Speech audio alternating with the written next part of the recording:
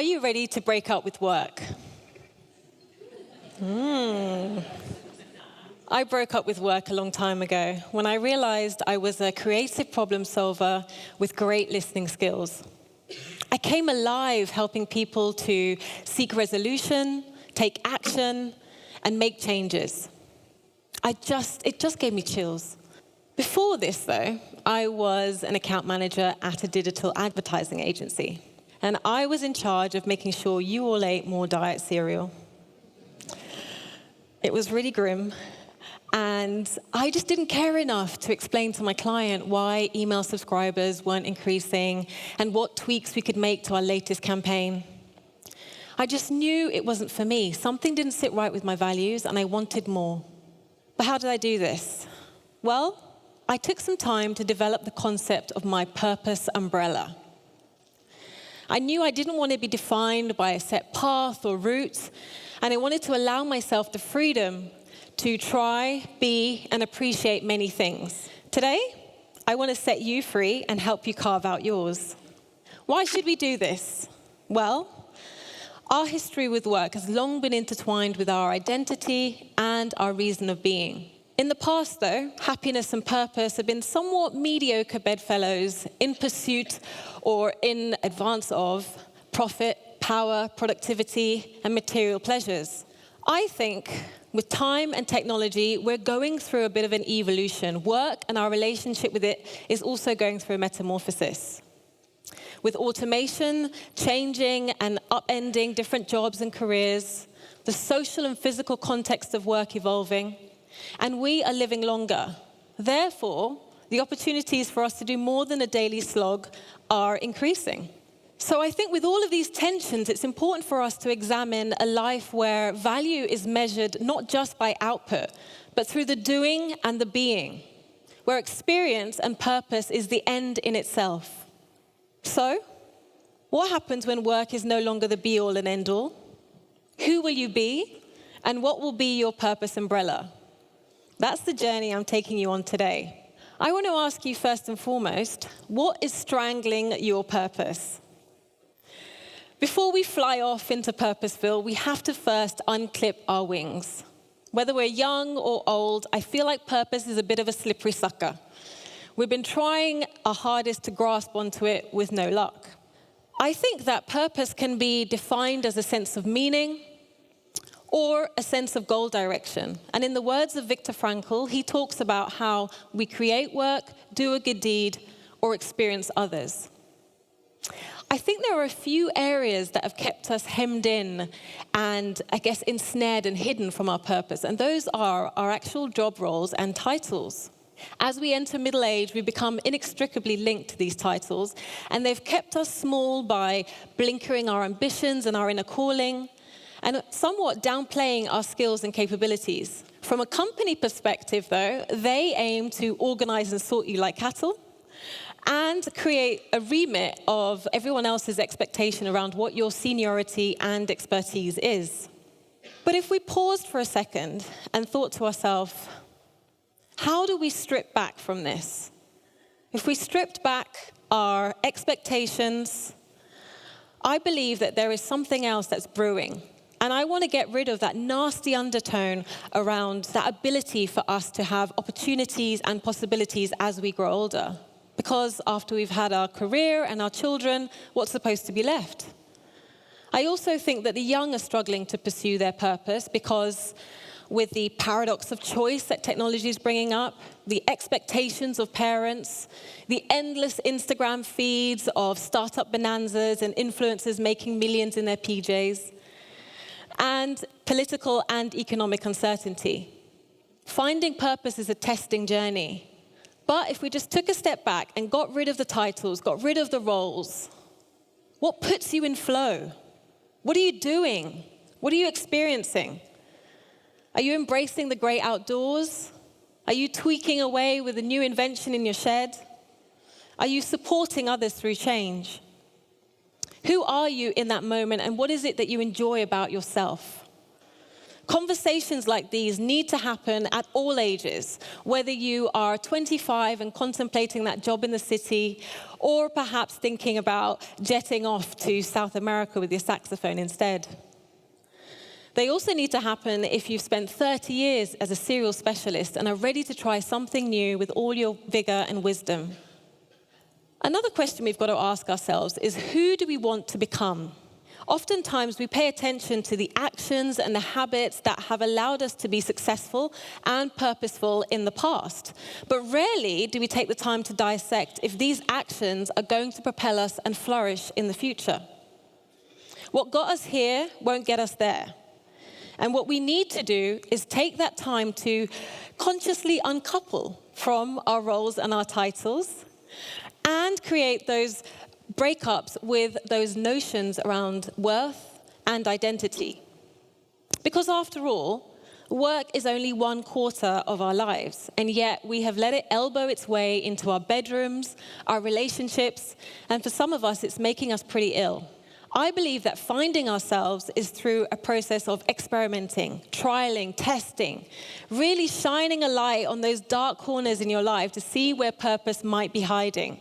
I also think that we need to really embrace the challenge and the adventure. And I want to take you through 4 areas of your life where you can do this. Work. What is your internal monologue around your future job, your current role, or your impending retirement? Is it filled with words like must, should, have to? Where could you replace that with, I can't wait, I'm so excited to, what if I mean, it's pretty simple, really. If it all feels like a slog, then it's time to let it go, and thank God you turned up to this TED Talk. I believe that we have to spend the time teasing out the fun, the passion, the skills and strength alignment, rather than getting practical and sensible first. Another question I want to pose to you is, what skills and talents might you be denying the world? I believe that every single one of you is sent here to this earth with a special assignment. And what we choose to love or leave will help us to fulfill that assignment and unearth our superpowers. I think, unfortunately, a few of us have been stuck in our Clark Kent persona for too long, that we've forgotten that we can actually fly.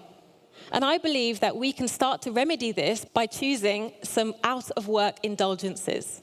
These could be anything from learning Japanese, trying a new recipe, or tinkering away with some old gadgets. Don't be upset, though, if you have turned your passion into your profession and somehow you feel exhausted by it. It's normal. What I urge you to do is shine a new lens on this passion and think, what could I do in new ways? Or make peace with the fact that you might need to let it go and let something else emerge in its place. What about ourself? Which priorities are yours or other people's when it comes to your work and life choices? I realized for a long time I was a people pleaser. I was making a lot of work decisions at the behest of other people without much joy. And so suddenly, no became my new yes. I also realized that I needed to take time to make some more mindful decisions. And that means sitting with your gut, with your senses, and really being still. Because it's only then that you can embrace your internal anchor to let your authentic self flow through. What about your relationships? Which relationships have you neglected in your life and why? I think that when we live out of alignment or we're not in sync with our purpose, it has a nasty habit of gnawing away at our relationships. We're not able to connect with new people and we distance ourselves from people we love. Psychosocial studies say that healthy relationships enable us to be happier, live longer, and even stand taller as we age. Relationships are like mirrors. They help us to change, welcome, and address behaviors in ourselves. But when we don't do this, we don't allow for that emotional currency to grow, that connection, and insights into who we might become.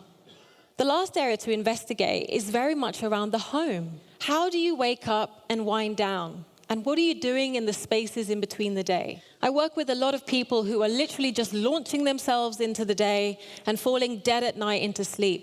Not really mindfully thinking about how they're spending their days. It's just eat, sleep, work, repeat.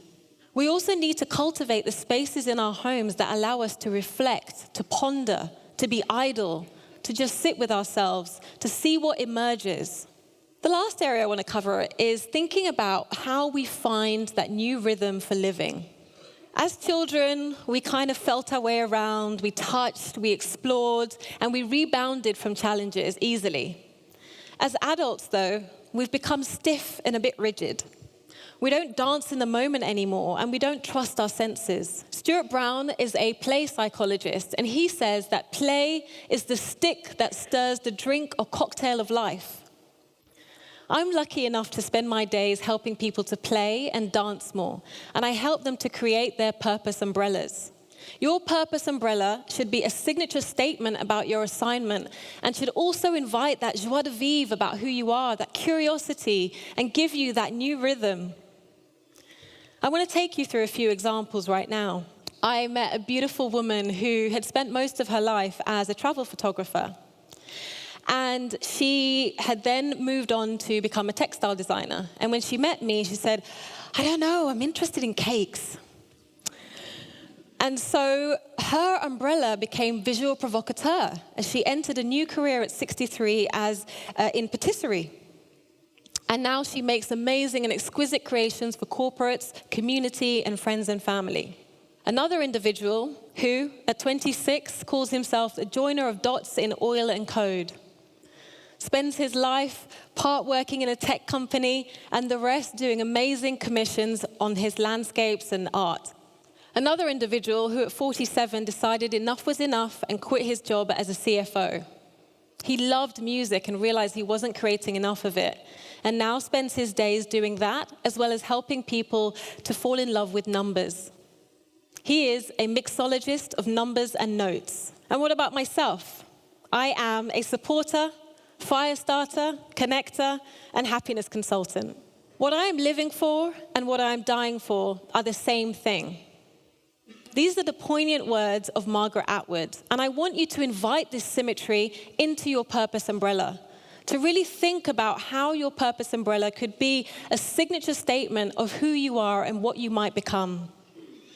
It will invite you to ask better questions of yourself and other people, like, what do I want to discover? What do I want to explore? What do I want to try?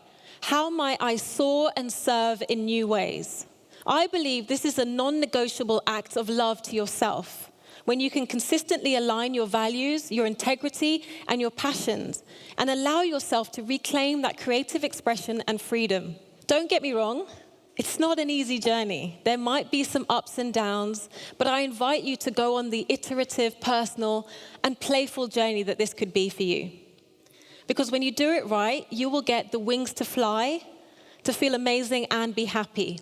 So I leave you with two questions. How will you break up with work today? And what will be your purpose umbrella? Thank you.